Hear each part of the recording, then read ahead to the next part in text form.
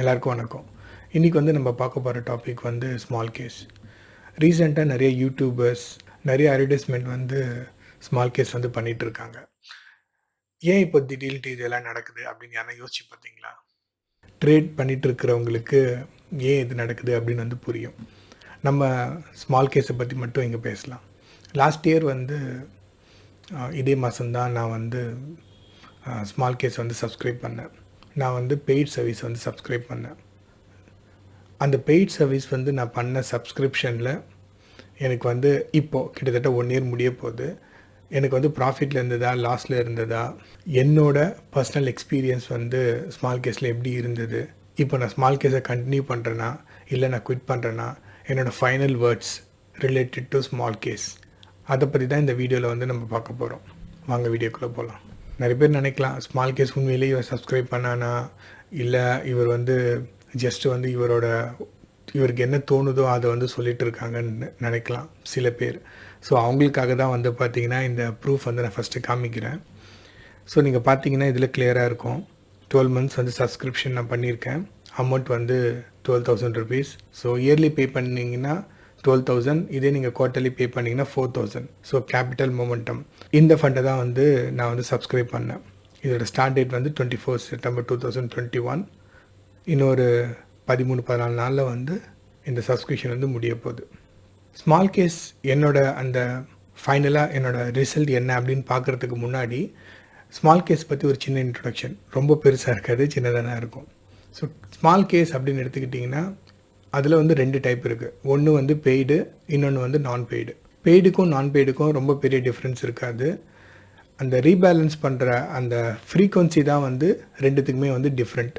உங்களுக்கு கொஞ்சம் புரிகிற மாதிரி சொல்லணும் அப்படின்னா, எக்ஸாம்பிளுக்கு வந்து ஆல் வெதர் இன்வெஸ்ட்மெண்ட் வந்து உங்களுக்கு நான் சொல்கிறேன். நான் பெய்டுக்கு ஆல் வெதர் இன்வெஸ்ட்மெண்ட் அப்படின்னு ஒரு ஃபண்டு இருக்குது ஸ்மால் கேஸில்.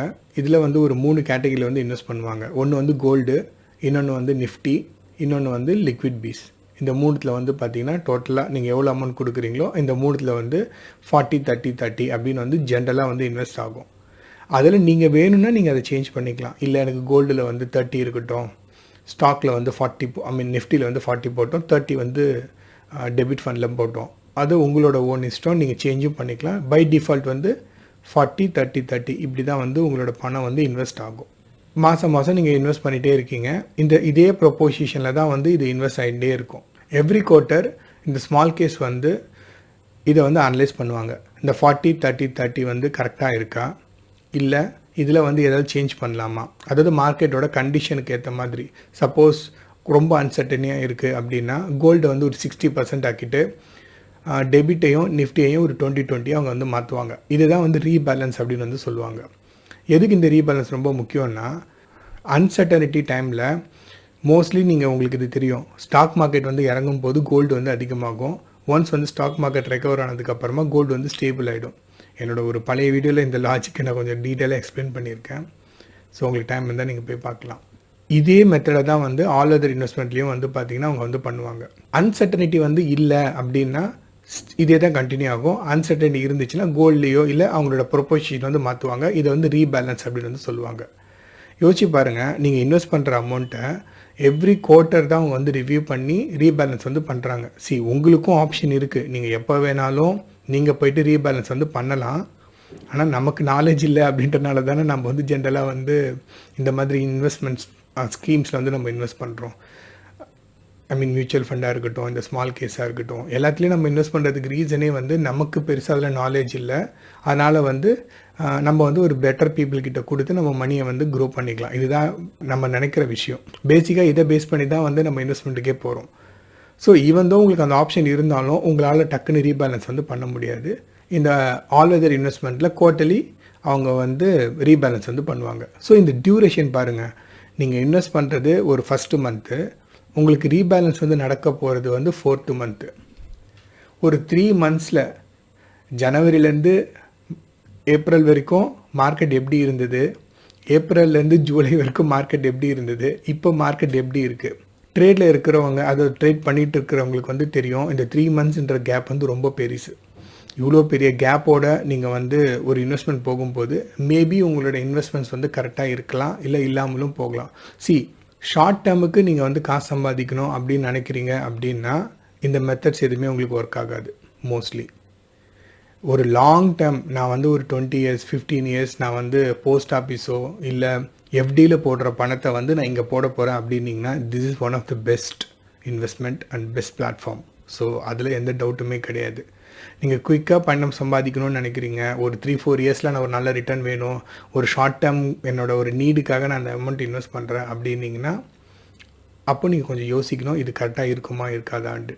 ஏன்னா 3-4 இயர்ஸில் வந்து மார்க்கெட் வந்து பெருசாக மூவ் ஆகாது. மேபி அந்த 3-4 இயர்ஸ் தான் வந்து பார்த்தீங்கன்னா கரெக்ஷன் டைமாக இருந்துச்சுன்னா உங்களோட போட்ட பணம் வந்து அதிகமாக நெகட்டிவில் இருக்கிறதுக்கு நிறைய வாய்ப்புகள் வந்து இருக்குது. ஸோ அதை நீங்கள் புரிஞ்சுக்கணும். அதுக்கு தான் வந்து இது நான் சொல்கிறேன். ஸோ நான் வந்து பார்த்தீங்கன்னா ஓரளவுக்கு எனக்கு வந்து ட்ரேடிங் தெரியும். அதாவது லாஸ்ட் இயர் அப்போது என்னோடய நிலமை சொல்கிறேன். ஸோ அப்போ ஓரளவுக்கு எனக்கு ஐடியா இருந்தனால நான் என்ன நினச்சேன், சரி இந்த குவார்ட்டர்லின்றது வந்து செட் ஆகாது. ஸோ நம்ம என்ன பண்ணுவோம், பெய்டுக்கு போயிடலாம். பெய்டில் வந்து என்னென்னா வீக்லி பேலன்ஸ் இருக்குது, மந்த்லி பேலன்ஸ் இருக்குது, அதுக்கப்புறமா இதே மாதிரி குவார்ட்டர்லி பேலன்ஸ் இருக்குது. இந்த மாதிரி நிறைய ஆப்ஷன்ஸ் வந்து இருக்குது. அதுக்கு வந்து நீங்கள் ஒரு சம் அமௌண்ட் வந்து இயர்லி வந்து நீங்கள் பே பண்ணணும். நான் நினச்சேன் வீக்லி வந்து ஒருத்தங்க நம்மளோட டேட்டா வந்து ரிவ்யூ பண்ணி ரீபேலன்ஸ் பண்ணுறாங்க அப்படின்னா ஸோ உங்களுக்கு வந்து பெட்டர் கண்ட்ரோல் இருக்கும். ஸோ நீங்கள் போடுற பணத்தை நீங்கள் நம்பி போடுற மாதிரி இருக்கும். உங்களுக்கு வந்து ஏன்னா ஒரு எக்ஸ்பர்ட்ஸ் தானே உங்களோட டேட்டா வீக்லி ரிவ்யூ பண்ண போகிறாங்க. அப்போது உங்களுக்கு வந்து ரிட்டர்ன்ஸ் வந்து அவங்க சொல்கிற மாதிரி 60-40 அப்படி கிடைக்கல அப்படின்னா கூட ஒரு 30-35 கிடைக்கும், பாதியாவது கிடைக்கும் அப்படின்ற ஒரு கால்குலேட்டிவ் ரிஸ்க்காக தான் நான் என்ன பண்ணேன்னா இந்த பெய்டு ஆப்ஷனுக்கு வந்து போனேன். ஸோ ஸ்மால் கேஸில் பெய்டு நான் பெய்டு எப்படின்னு உங்களுக்கு புரிஞ்சுதில்ல. பேஸ்ட் ஆன் ரீபேலன்சிங் டைமிங் தான் வந்து பார்த்திங்கன்னா பெய்டையும் நான் பெய்டையும் டிசைட் பண்ணுது. நீங்கள் நான் பெய்டுக்குள்ளே போனீங்கன்னா மோஸ்ட்லி குவார்ட்டர்லி இருக்கும். இதே பெய்டு போனீங்கன்னா வீக்லி மந்த்லி நிறைய ஆப்ஷன்ஸ் இருக்குது. ஸோ நம்ம ஸ்டாக்கை குவார்ட்டர்லி ஒருத்தங்க ரிவ்யூ பண்ணாங்க அப்படின்னா கண்டிப்பாக வந்து நமக்கு ஒரு நல்ல ரிட்டர்ன்ஸ் கிடைக்கும் அப்படின்றது தான் என்னோட அண்டர்ஸ்டாண்டிங். அதனால் வந்து நான் குவார்ட்டர்லி வந்து சப்ஸ்கிரைப் பண்ணேன். ஸோ உங்களுக்கு இப்போ கரண்ட்டாக என்னோட போர்ட்ஃபோலியோட பேலன்ஸ் வந்து என்ன இருக்குது அப்படின்னு நான் உங்களுக்கு காமிக்கிறேன். காமிச்சதுக்கு அப்புறமா நான் இமீடியட்டாக வந்து என்னோடய ஃபைனல் கமெண்ட்ஸ் வந்து சொல்கிறேன். ஏன்னா ரொம்ப ட்ராக் பண்ண வேணாம்னு நினைக்கிறேன் இந்த வீடியோவை. ஸோ இதுதான் வந்து என்னோடய ஃபைனல் ப்ராஃபிட்னு சொல்ல முடியாது, ஃபைனல் லாஸ்ன்னு தான் நான் சொல்ல முடியும். ஸோ டோட்டலாக வந்து நான் முதல்ல வந்து 1,62,000 அதாவது மினிமம் வந்து ஒரு 70-75,000 அதாவது அந்த டைமில் நீங்கள் இன்வெஸ்ட் பண்ணுற மாதிரி இருந்தது. ஸோ நான் நினச்சேன் 12,000 ருபீஸ் பே பண்ணுறோம், நம்ம எத்தனை லாட் வாங்கினாலும் அதே 12,000 தான். ஸோ அவங்க வந்து ஒரு 60% நமக்கு வந்து ப்ராஃபிட் வந்து காமிக்கிறாங்க. ஸோ 60% அப்படின்னா 1,40,000 நான் டோட்டலாக இப்போ இன்வெஸ்ட் பண்ணும்போது இப்போது 1,60,000 கிட்டே இருக்குது. ஸோ 1,40,000 நம்ம இன்வெஸ்ட் பண்ணுறோன்னா 50-60%னா அட்லீஸ்ட் வந்து ஒரு 70-80,000 வரும். அதில் இந்த 12,000 ருபீஸ் நம்ம பே பண்ணது போனாலும் ஒரு 40,000 நிற்கும், 45 அப்படி நிற்கும். ஒஸ்ட்டு சினாரியோவில் ஒரு 30% ப்ராஃபிட்டில் நின்னா கூட 12 போனாலும் ஒரு 18. ஸோ 1,40,000க்கு 18,000 வந்து still it's a good decent. ஏன்னா ஒரு 15%க்கு மேலே வரும்னு நினைக்கிறேன் கால்குலேட் பண்ணால். ஸோ அது வந்து ஒரு நல்ல 13% வரும்னு நினைக்கிறேன். ஸோ அதுவும் வந்து ஒரு நல்ல இன்வெஸ்ட்மெண்ட் தான் அப்படின்ற இந்த டோட்டலாக இந்த மாதிரி நிறைய கால்குலேட் பண்ணி தான் நான் வந்து இந்த கேபிட்டல் மொமெண்டமில் வந்து இன்வெஸ்ட் பண்ணேன். என்னோடய டோட்டல் லாஸ் எவ்வளோ இருந்ததுன்னா 23,000 இப்போதைக்கு. Total realized loss 23,000. எப்போன்னா நான் மே மந்த்துன்னு நினைக்கிறேன், அரௌண்ட் மே மந்தில் வந்து இந்த லாஸ் எனக்கு காமிச்சது. நான் உடனே என்ன பண்ணிட்டேன்னா என்னோடய அமௌண்ட்டை வந்து பாதியாக வந்து செல் பண்ணிட்டேன். ஐ மீன் 1,40,000லேருந்து டவுன் சைஸ் பண்ணலாம். ஸோ நான் என்ன பண்ணேன், ஆல்மோஸ்ட் 2 லாட்டாக இருந்தது வந்து ஒரு லாட்டாக டவுன் சைஸ் பண்ணேன்.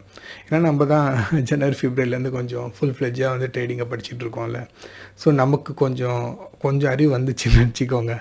அதனால் வந்து நான் டவுன் சைஸ் பண்ணிட்டேன். ஏன்னா மார்க்கெட் வந்து வேறு மாதிரி இருக்குது, நம்மளே ட்ரேட் பண்ணிக்கலாம், நமக்கு எதுக்கு. பட் அட்லீஸ்ட் இதில் போட்ட காசாவது நம்ம எடுக்கிறதுக்கு ஒரு 6 மந்த் பார்ப்போம் எப்படி இருக்குது. ஏன்னா இந்த அமௌண்ட்டு லாஸ் ஆனாலும் ஒன்றும் பெரிய எனக்கு இது கிடையாது, ஒரு லேர்னிங் தான். ஸோ அப்படின்னு நினச்சிட்டு நான் டவுன் சைஸ் பண்ணிட்டேன். ஸோ இந்த லாஸ்ட் 6 மந்தில் அப்படி இப்படி பண்ணிவிட்டு ஒரு 10,000 ப்ராஃபிட் வந்திருக்கு. ப்ளஸ் வந்து ஒரு 2,000 வந்து டிவிடெண்ட் அமௌண்ட் எனக்கு வந்து கிரெடிட் ஆச்சு. ஸோ டோட்டலாக பார்த்தீங்கன்னா ஒரு 12,500 எனக்கு வந்து ப்ராஃபிட். அதாவது நான் என்ன 1 இயருக்கு நான் சப்ஸ்கிரிப்ஷனுக்கு பே பண்ணணும் அந்த அமௌண்ட் எனக்கு வந்துடுது. மீதி இந்த 23,000 வந்து லாஸ். ஸோ இதுதான் வந்து என்னோடய current status. So final words வந்து என்ன அப்படின்னா, ஃபஸ்ட்டு ரீபேலன்ஸ் பற்றி நம்ம பார்ப்போம். ஸோ நம்ம வீக்லி ரீபேலன்ஸ் வந்து அட்வான்டேஜ் அப்படின்னு நான் உங்ககிட்ட சொன்னேன். ஏன்னா ஒரு எக்ஸ்பர்ட் வந்து வீக்லியாக வந்து உங்களுக்கு ரீபேலன்ஸ் பண்ணும்போது உங்களுக்கு ஒரு பெட்டர் கண்ட்ரோல் இருக்கும். இதுதான் வந்து என்னோட மெயின் பாயிண்ட்டா இருந்தது. ஆனா அதுவே வந்து எனக்கு அந்த அளவுக்கு கம்ஃபர்டபுள் இல்ல. ஏன்னா ஒரு 3, 4 மந்த்ஸ்க்கு அப்புறமா. ஏன் அப்டின்னா, ஜனவரி, பிப்ரவரி, மார்ச்ல உங்களுக்கே தெரியும் மார்க்கெட் பயங்கரமா இறங்கிட்டு இருந்தது. அந்த மாரி டைம்ல இவங்க யாருமே வந்து எனக்கு இந்த ஸ்டாக்ஸ்லாம் நீங்க க்ளோஸ் பண்ணுங்க. நம்ம திரும்பி வாங்கிக்கலாம்.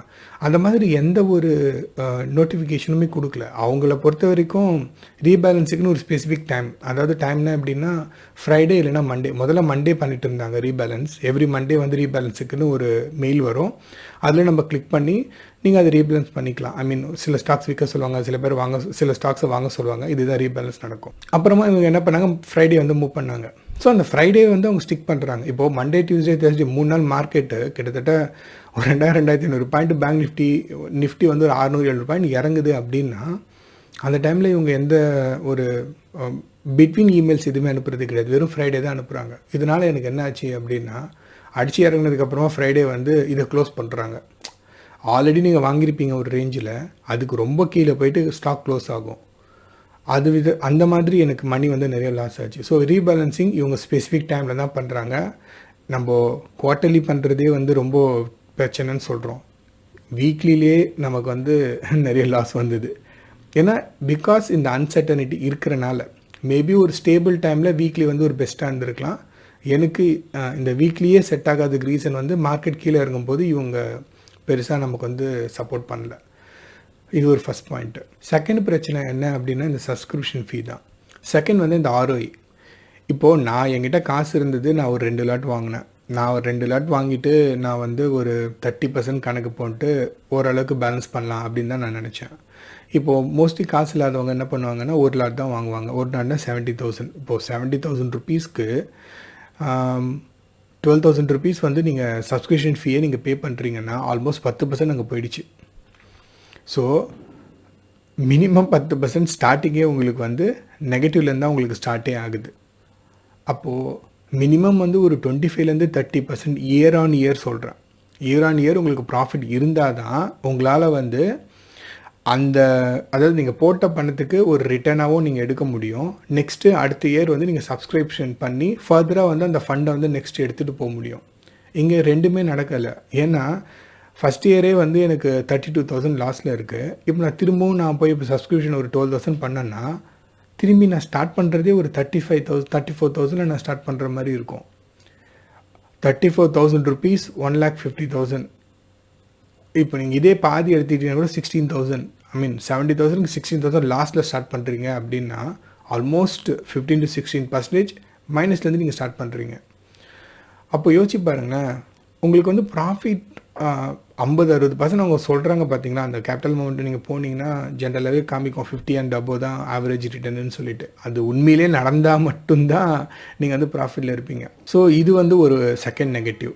தேர்டு கேட்டகரி வந்து அவங்களோட எக்ஸ்பர்டீஸை தான் நான் வந்து குறை சொல்லுவேன். ஏன்னா ஜனவரிலேருந்து மார்க்கெட் ரொம்ப இறங்கும்போது கிட்டத்தட்ட 23 லாஸ்ட்டில் இருந்தேன்னு நான் சொன்னேன். அதுக்கப்புறமா வந்து நான் என்ன பண்ணேன், என்னோடய சைஸை டவுன் சைஸ் பண்ணிவிட்டு அங்கேருந்து ஒரு 10,000 இப்போ ப்ராஃபிட்டில் வந்தது. மார்க்கெட் வந்து இப்போ ரெக்கவர் ஆகி மேலே போயிட்டுருக்கிறனால சொல்கிறேன். மேபி நான் அப்படியே கண்டிப்பாக பண்ணி நான் 23,000 வந்திருக்கலாம். அது என்னோடய ஓன் சாய்ஸ்ன்னு வச்சுக்கோங்க. ஜனவரியிலேருந்து மார்க்கெட் டவுன் ட்ரெண்டில் இருக்குது.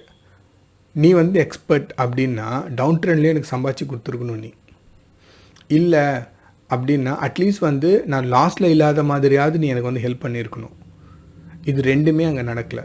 மார்க்கெட் மேலே போகும்போது எனக்கு காசு வந்து ஸோ இப்போ ஒரு இன்பேலன்ஸ்டாக இருக்குது.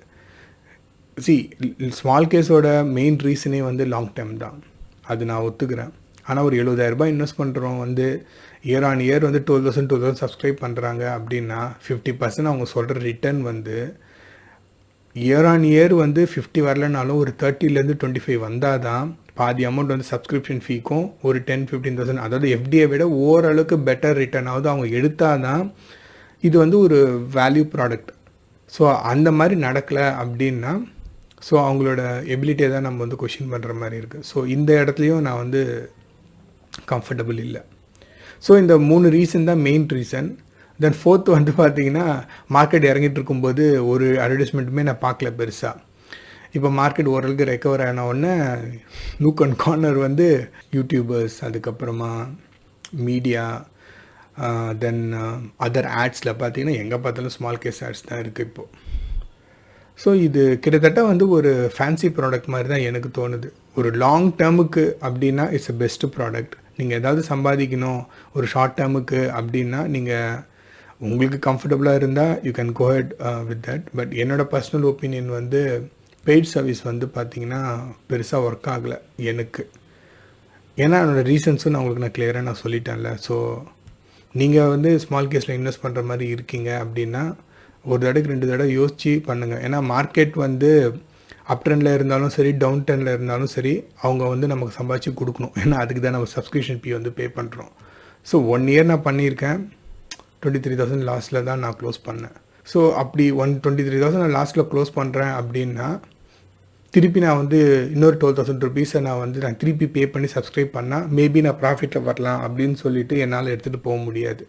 ஏன்னா up trend, down trend, sideways, அப்புறமா எக்கானமிக்கல் சேலஞ்சஸ், கோவிட், இந்த மாதிரி எல்லா பிரச்சனைக்குமே வந்து பார்த்திங்கன்னா மார்க்கெட் வந்து ரியாக்ட் பண்ணும். அந்த இடத்துல நீங்கள் வந்து எனக்கு எப்படி வந்து என் காசை ப்ரொடெக்ட் பண்ணி நீங்கள் எனக்கு வந்து சம்பாதிச்சு கொடுக்குறீங்கன்றது தான் ஒரு எக்ஸ்பர்ட் அப்படின்றவங்களுக்கு வந்து அழகு. அதுவே அவங்க பண்ணலை அப்படின்னும்போது என்னை பொறுத்த வரைக்கும் not worth investment in small case, especially on paid thing. அதுதான் வந்து என்னோடய ஃபைனல் கன்க்ளூஷன். ஸோ இந்த வீடியோ வந்து உங்களுக்கு யூஸ்ஃபுல்லாக இருக்கும்னு நான் நினைக்கிறேன். சப்போஸ் இந்த வீடியோ உங்களுக்கு பிடிச்சிருந்துச்சுன்னா லைக் பண்ணுங்கள், உங்கள் ஃப்ரெண்ட்ஸுங்களுக்கு வந்து ஷேர் பண்ணுங்கள். நன்றி, வணக்கம்.